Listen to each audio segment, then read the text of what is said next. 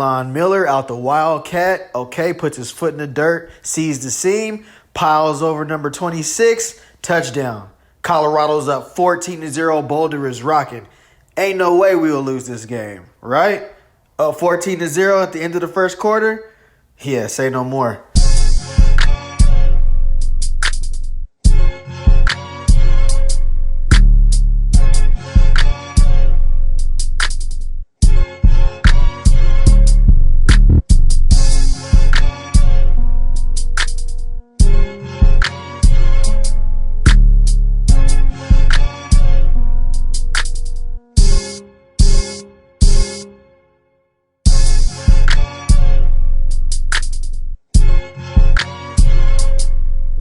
Welcome back to Say No More Media. Don't forget to hit that subscribe button and click that notification bell if you're new to the channel. Say no more. Say no more. As you see, I just dropped the all-white Say No More t-shirt. If you're interested, click the link in my bio, tap it in the inbox, or just shoot me a comment. Say no more. Now, for the first time ever, Colorado was truly at a crossroads, blowing a 14-point lead and losing 24-21 to BYU to fall to 0-2 in the Big 12 Conference. Not gonna lie, Boulder was rocking. We were all expecting Colorado to come out and avenge the bowl game last year when we got spanked by BYU.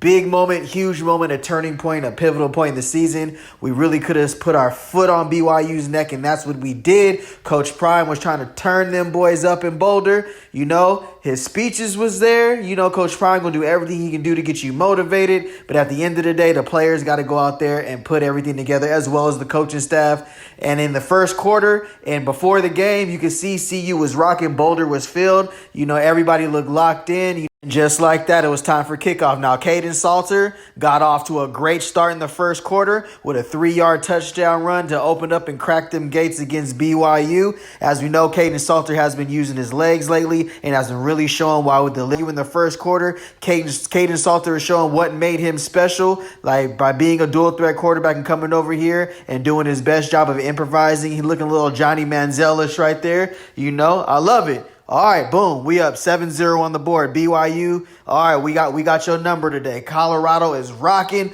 Boulder is rocking. Caden Salter is on the board. You know, coming back from being benched earlier in the season. The senior is doing his thing. Everybody is feeling it on offense. Okay, first quarter, setting the tone. I love it. I love the play calling from Pat Shurmur. I love how he involved Draylon Miller. Honestly, he looks way better out the backfield and coming out of the backfield in certain packages like the Wildcat than him at slot receiver. That's just my personal opinion. But Draylon Miller was balling. We caught BYU off guard in that Wildcat formation. Direct snap to number 6, Draylon Miller, and he did what he did best. Little baby Deebo Samuel, and go ahead and celebrate. Get Boulder rocking. I love Draylon Miller in this position for Colorado. Pause. You know, he is much more like a Deebo Samuel. Get him on some jet sweeps, some direct snaps, some Wildcat. Put him in the backfield. You know, we got a lot of injuries in the backfield right now, too. As you can see, just get the ball in his hands early. He doesn't need to be out there running 10, 15, 25-yard routes. He really has more of the speed and agility with the ball in his hand because he's built more like a running back anyways. And what do? Draylon Miller coming out the backfield again. This was later on in the game. I believe Colorado's already down at this moment because we went ahead and blew a 14-point first quarter lead and allowed BYU to... Marion Miller, man, I don't know, bro. You've been faithful to Colorado. You've been there 3 years, bro. You waited your turn so patiently. I think he maybe had 2 catches this game, bro. Maybe 3. Sincere Brown as well, bro. We did not get our receivers involved as much as we should be. And I don't want to get caught up in we have to get the receivers involved. But CU identity has been the wide receiver school. Let's take a look back on all the wide receivers. Again, we got Travis Hunter, Jimmy Horn Jr., LaJohntay Wester, Will Shepard, Xavier Worthy.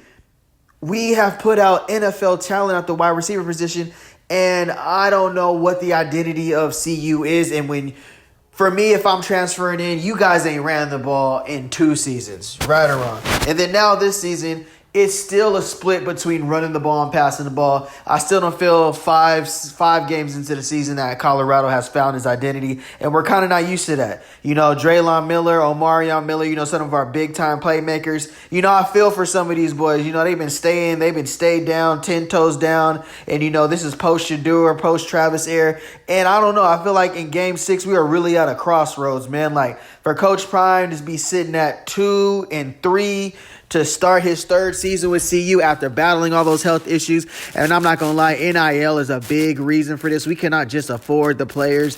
No offense to the CU players, but we can't compete with the Georgias, the Alabamas, the Oregons, all these schools with them big NIL money, some of that alumni money. Coach Prime is doing everything he can to attract recruits. He pushes, get into the NFL. He'll get you there. But at the same time, you got to pay to play in 2025, and that's what I feel like we're missing and why we're not able to compete right now with just the simple likes of Houston, BYU, and Georgia Tech. Don't even talk to me about college football playoffs, and we all know that's what Coach Prime has his eyes set on, the Big 12 championship and a national championship. But we're at a crossroads because we're so far away from that with what we have available. We were utilizing the transfer portal.